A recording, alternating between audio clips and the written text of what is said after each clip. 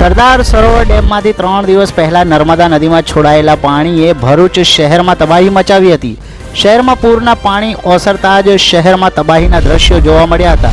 ત્યારે આજે આ વિસ્તારની મુલાકાતે પ્રભારી મંત્રી અને ધારાસભ્ય પહોંચતા જ સ્થાનિકોએ રોષ ઠાલવ્યો હતો। સ્થાનિકોએ આક્ષેપ કરતા કહ્યું હતું કે પૂરના પાણી ઓસર્યા બાદ અમારા વિસ્તારમાં હજી સુધી કોઈ સફાઈ કરવા માટે પણ આવ્યું નથી। અમે લોકોએ જાતે સફાઈ કરી છે।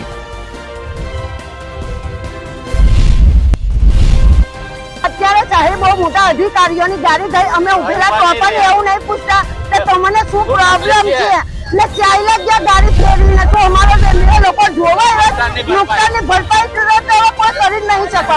પણ એ લોકો માં તમાશો જોવા આવ્યા અહીંયા કે આ લોકો કેવી રીતે જીવે છે ને શું કરે છે કે એ લોકો ગાડીમાંથી ઊભા રહીને અહીંયા જોવાની એને તકલીફ નહીં લેવાની। કોઈ સહાય આપવા તો તૈયાર નથી। કોઈ સહાય આપવા તો તૈયાર નથી।